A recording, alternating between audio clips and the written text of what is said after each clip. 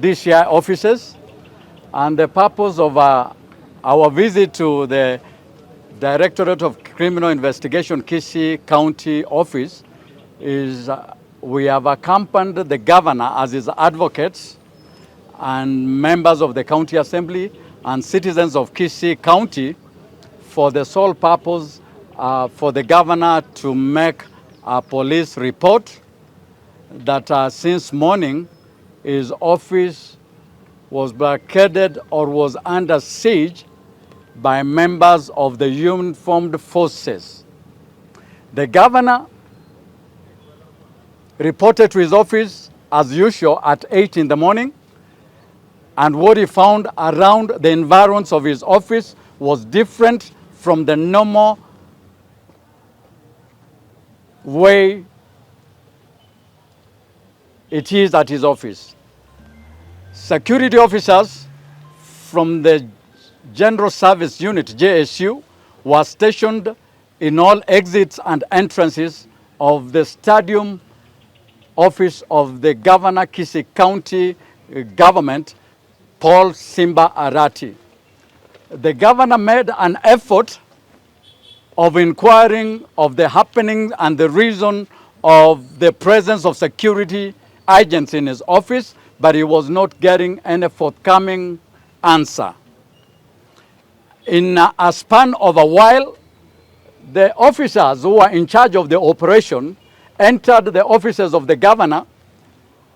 and by that time there was in circulation and trending in the nation of Kenya and the world over images of the security officers in the terraces of the governor's entrance. The interpretation of the masses, the interpretation of any normal human being who is used to visiting the governor's office or images being sent from the old governor's office was that there was a reason, that there was a security operation being undertaken at his office. Later, the operation was called off since the officers walked or marched away after the intervention of the county assembly members, the Speaker of the County Assembly, and we, the advocates of the governor. Now this afternoon, it is to dispel the norm or the word going out that the Governor Kisii County, Paul Simba Arati, has been arrested and is at the DCI Kisii. The Governor Kisii County, Paul Simba Arati, has come as a law-abiding citizen to report of an anomaly, an illegality, an unlawful action or activity that was being perpetrated in his offices. We take this early opportunity as the legal team of the governor, first to send a message out there that in the morning, the security agents of the General Service Unit, when they were dispensing members of the Ajir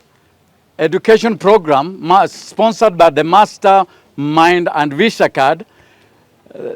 persons with disabilities, women who are pregnant, were harassed and manhandled, and as we speak, we have an issue that again we may have to address after a while, because we have a miscarriage and we have a person with a disability who was hurt during that operation. We call upon the Minister for Internal Security, Honorable Kindigi, professor and advocate by training, to call the security agents into law, because Kenya is a constitutional democracy. Today, what has happened in Kisii is the infringement of the right of freedom of the people of the county of Kisii. We thank the media and thank you for this moment. God bless.